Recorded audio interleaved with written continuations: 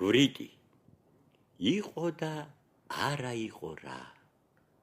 იყო ერთი გურიტი, ცხოვრობდა თავისთვის ერთ ხეზე. ერთხელ თავისი ბარტყების საჭმლისათვის შორს მოუხდა წასვლა. ბოროტმა კაცმა ამ დროს ბარტყები ამოუსხა ბუდიდან და შინ წაასხა. დაბრუნდა შინ გურიტი და შვილები ბუდეში აღარ დახვდა. დააღონდა მწარედ. წავიდა ბარტყების საპოვნელად. შემოეყარა მამალი. გურიტო, გურიტო, სად მიფრინავო? შვილების საპოვნელადაო. მეც შენი მშველელი ვიქნებიო. ძალიან კარგიო. იარეს და ახლა მახათი შემოეყარათ გზაზე. გურიტო, გურიტო, სად მიფრინავო? შვილების საპოვნელადაო. მეც შენი მშველელი ვიქნებიო. ძალიან კარგიო. დაედევნა უკან მახათიც.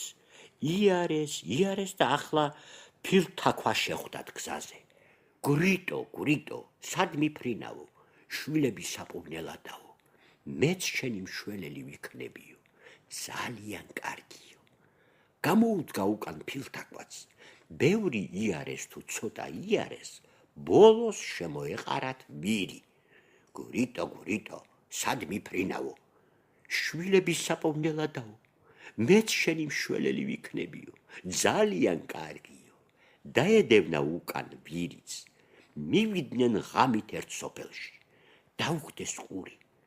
ერთი სახლიდან პატარა გურიტების საცოდავი ჭყივილი შემოესმათ. ყველანი ამ სახლთან მივიდნენ და საომრად მოემზადნენ. ვირი კარებთან აიტუზა. მახათი კარებიდან შეძვრა, სხვანი ერთდოდან ჩავიდნენ სახლში.